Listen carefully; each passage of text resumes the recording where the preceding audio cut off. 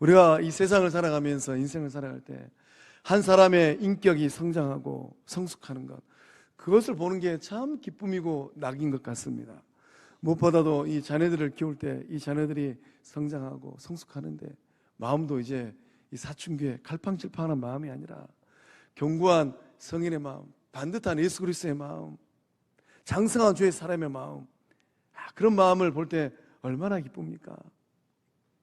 오늘 본문의 말씀에도 우리가 한 사람을 살펴볼 수 있는데 요한이에요. 본문에 등장한 요한은 마음이 굉장히 좁아요. 좁습니다.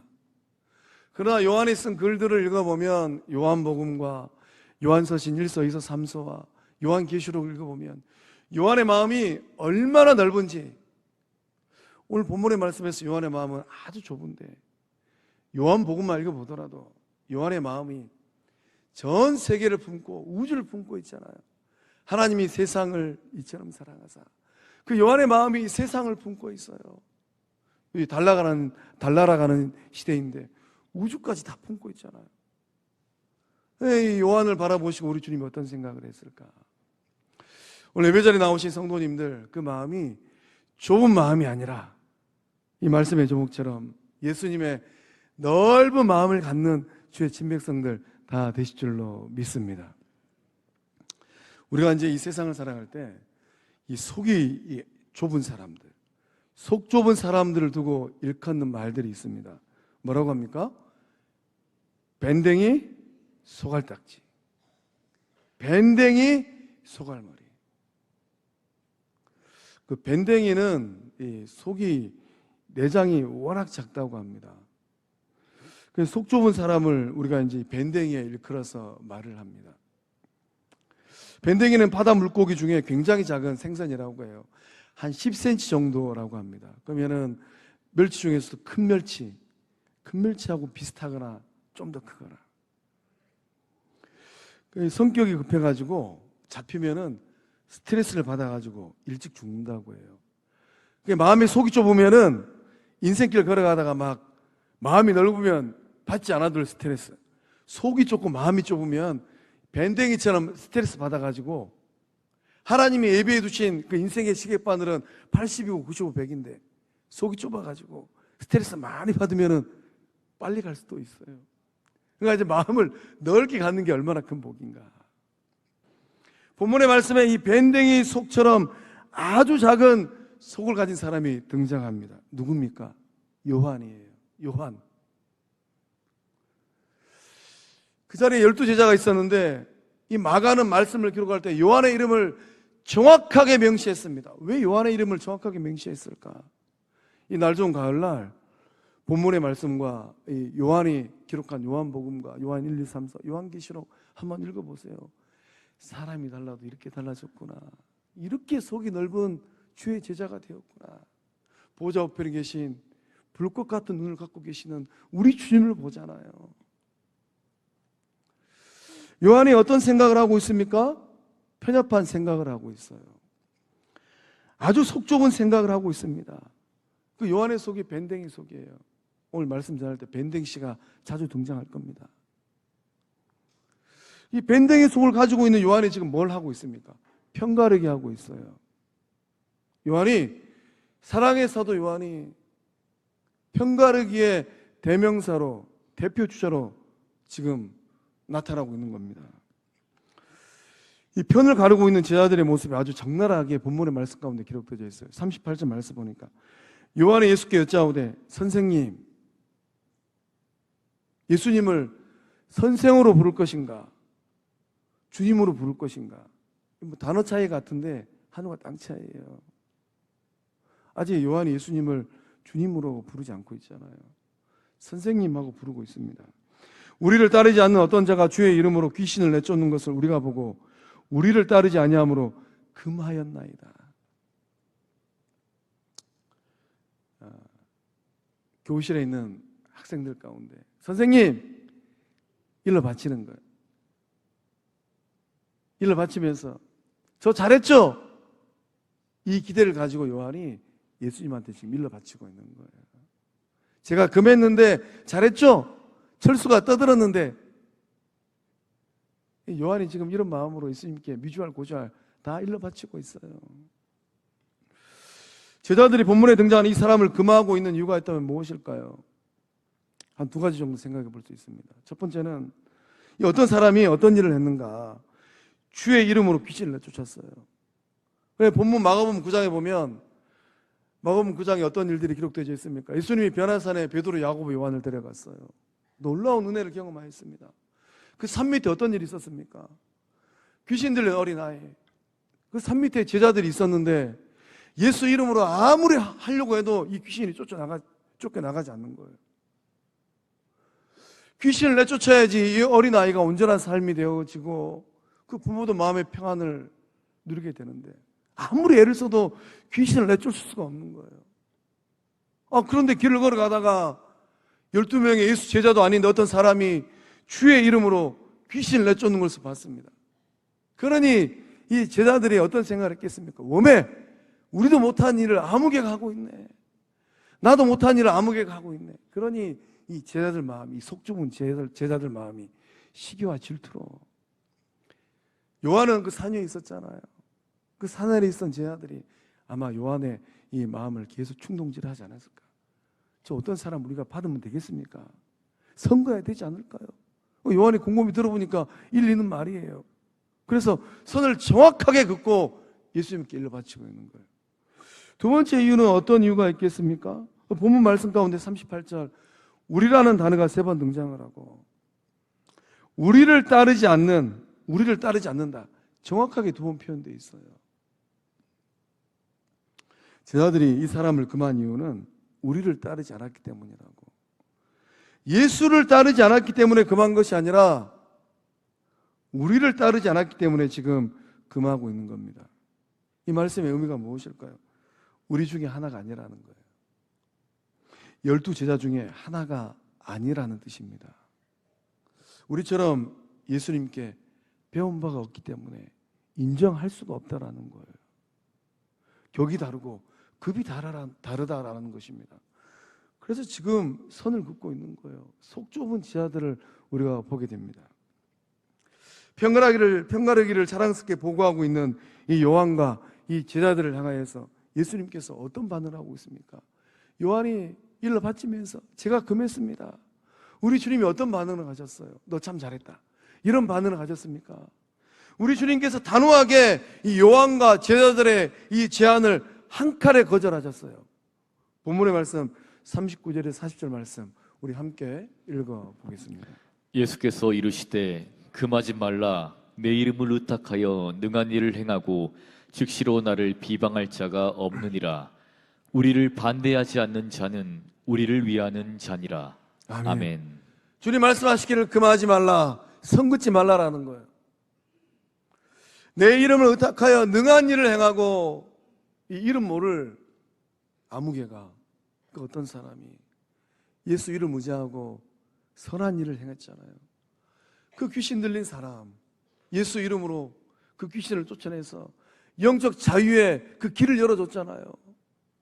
그 귀신이 쫓겨나가서 이 영혼의 삶은 자유와 기쁨의 삶을 누리게 되었잖아요. 인간다운 삶을 살게 되었잖아요.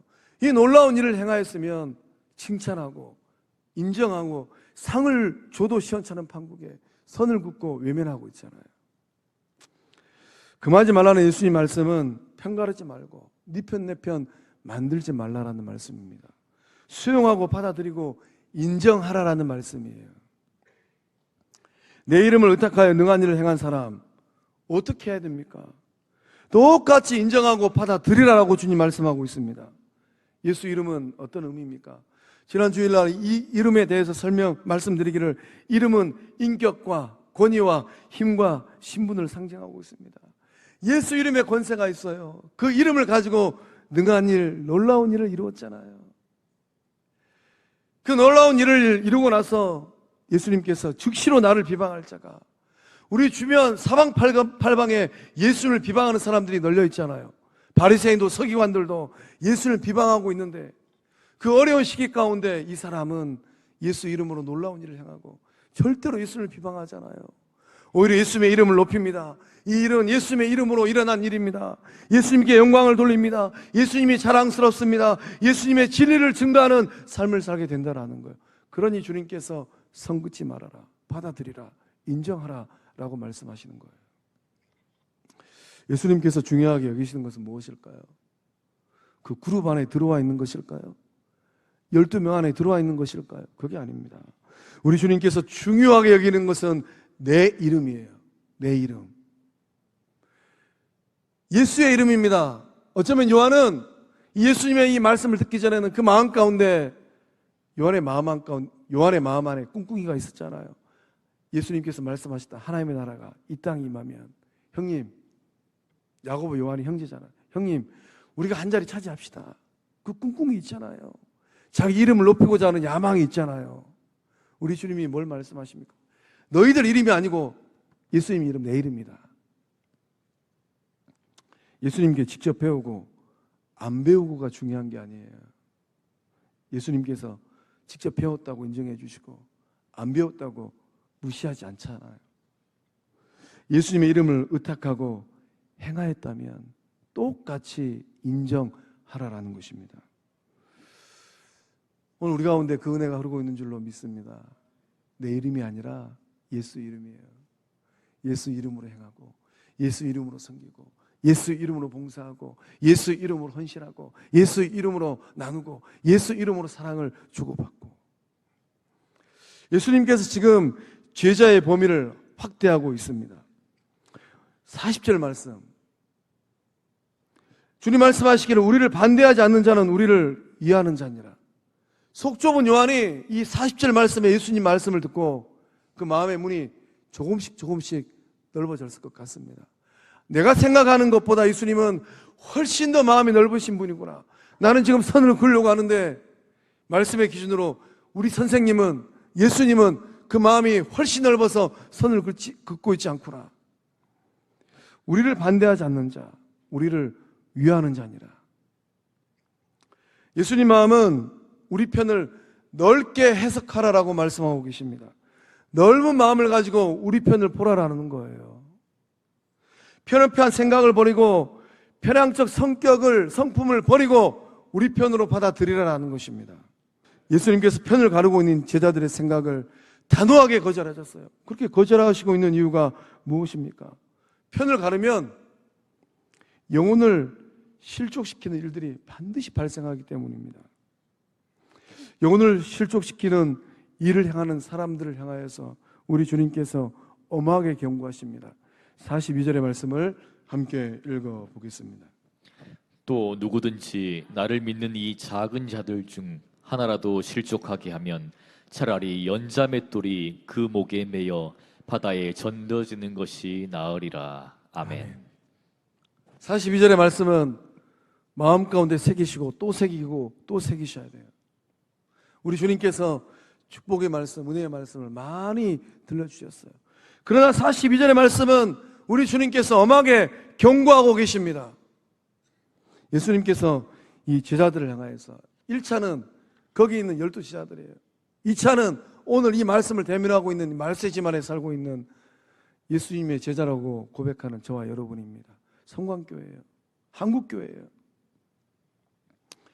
예수를 믿는 사람 중에 가장 작은 사람 하나라도, 우리 주님이 둘, 셋 얘기하지 않으셨어요. 하나라도 실족하게 되면 결코 그 책임을 피할 수 없다라는 것입니다. 예수님 만나면 백보자 심판 앞에 저도 서고 성도님들 서고 우리 영적 공동체도 씁니다. 그럼 백보자 심판대 앞에서 우리 주님이 반드시 묻는다라는 거예요. 왜 그 영혼을 실족시켰느냐? 내가 그 영혼을 구원하기 위해서 십자가에 그 몸을 내어주고 두 손과 두 발이 못 박혀서 피를 흘렸는데 너는 무엇이 잘나서 그 영혼을 실족시켰느냐? 본문 이 42절 말씀 가운데 우리가 꼭 기억해야 될 말씀이 있습니다. 누구든지. 이 누구든지는 동그라미 좀 쳐놓으세요. 누구든지. 나는 예외겠지. 절대 아니에요. 목사라고 예외일까요? 장로라고 예외일까요? 집사라고 예외일까요? 권사라고 예외일까요? 절대 예외가 아니라는 거예요. 오히려 하나님의 은혜를 더 많이 받은 주의 사람들, 그런 고백이 있는 사람들이라면 더 긴장해야 됩니다. 내가 바로 서지 못하면 나를 통하여서 누군가는 더 큰 실족을 하겠구나. 실족하게 하는 일은 누구든지 할 수 있어요. 누구든지. 실족하게 하는 일을 누구든지 선택할 수 있다는 겁니다. 이 말을 하면, 이렇게 행동을 하면 누군가는 실족할 수 있겠구나. 알아요. 예수님을 1년 믿은 것도 아닌데, 말씀을 한두 번 들은 것도 아니고, 성경을 한두 장 읽은 것도 아닌데 다 알아요. 알면서도 행합니다. 알면서도 행해요. 나를 믿는 이 작은 자들 중에 하나, 누구를 의미할까요? 믿음이 작은 자라는 뜻이 아닙니다. 믿음을 가진 작은 자라는 뜻이에요. 영적 공동체에서 나이가 어린 아이들, 사춘기, 중고등부 아이들, 아직 인생의 깃발을 꼽지 못한 청년들, 성도들 가운데 가장 연약한 사람들, 사회적 지위가 가장 낮은 사람들, 믿음이 있는데 아직 성숙하지 못한 사람들, 이 작은 자들이 어느 날 성령께서 역사하셔서 아주 어려운 결단을 합니다.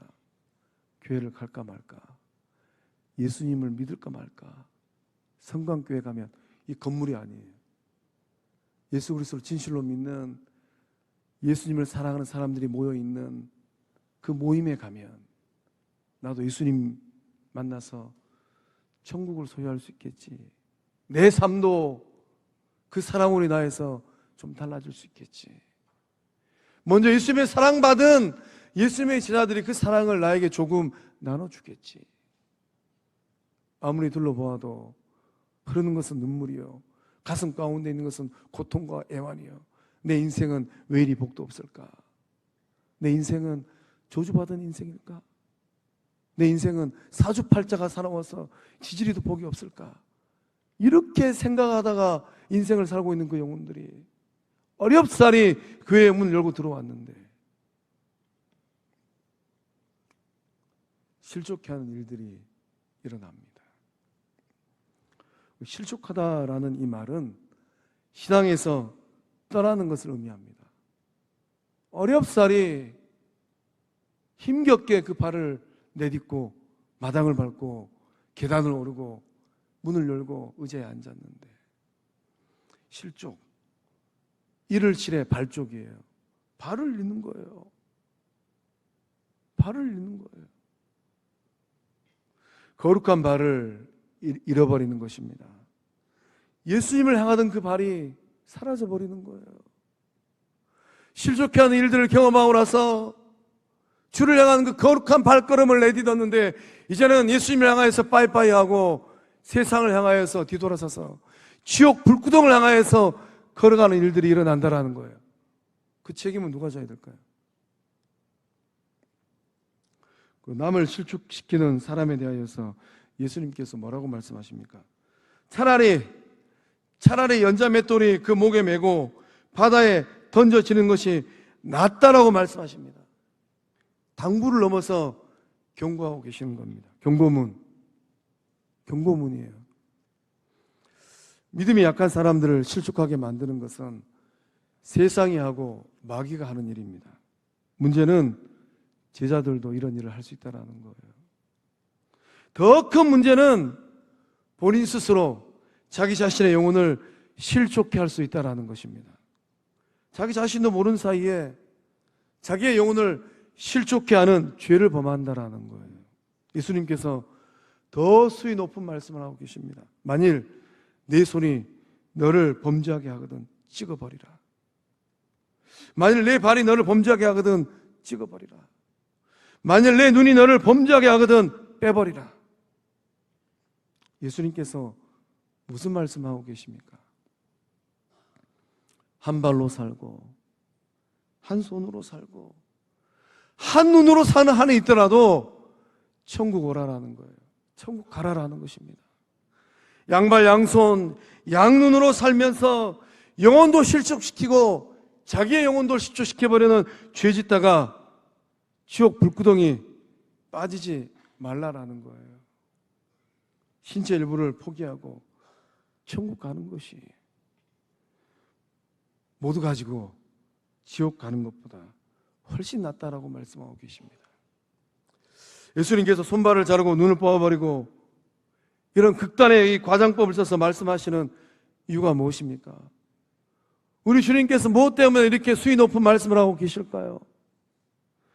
반드시 천국 가라라고 말씀하시는 거예요.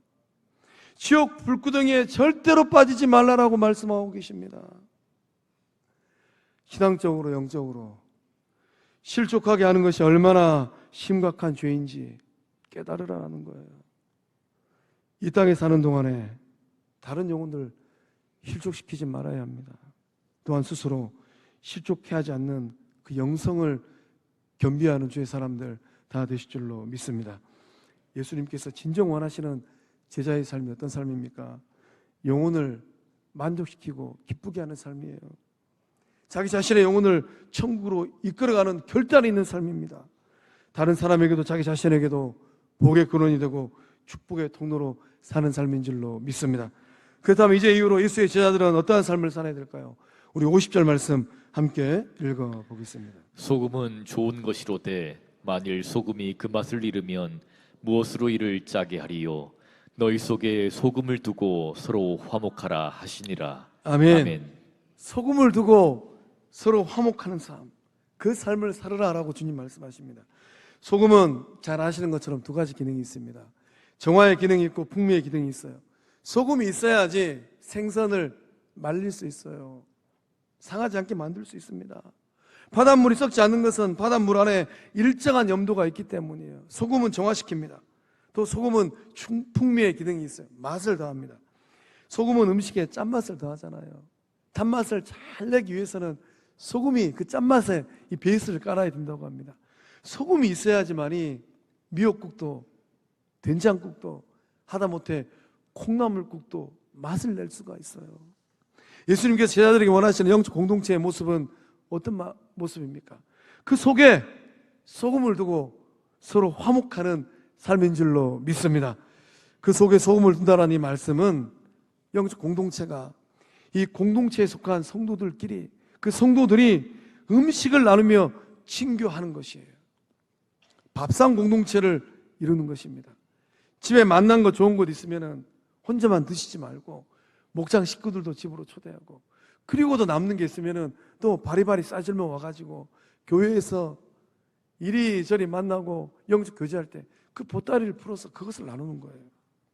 사람이 인생을 살면서 음식을 서로 나누면 어떤 일들이 일어납니까? 서로 가까워집니다. 가까워지면 자연스럽게 화목하게 돼요. 예수님께서 기대하시는 생명 공동체는 화목한 영성 공동체인 줄로 믿습니다. 화목한 영적 공동체를 이루기 위해서는 우리 스스로 결단해야 됩니다. 저마다 헌신과 희생을 감당해야 돼요. 작은 예수가 되고 작은 예수의 작은 소금 알갱이가 되어서 그 영적 공동체 안에서 녹아져야만 합니다. 소금이 맛을 내는 것처럼 녹아져서 내가 관계하는 많은 사람들 그 삶 가운데 맛을 내줘야 돼요. 아무개가 지금 힘들어서 인생의 맛을 못 내고 있는데, 그나마 나라도 은혜가 충만하고 성령이 충만한 나라도 소금이 되어서 내가 저 영혼의 삶 가운데 맛을 내줘야 되겠구나. 예수 사랑을 흘러보내고 성령의 충만함을 흘러보내고 하나님의 자비한 이 손길을 흘러보내야 되겠구나. 그 맛을 내는 주의 친백성들 다 되실 줄로 믿습니다. 만나는 소금이 되어서 우리 영적 공동체를 가장 아름답고 행복하게 만들어가는 주의 친백성들, 예수의 제자들 다 되실 줄로 믿습니다.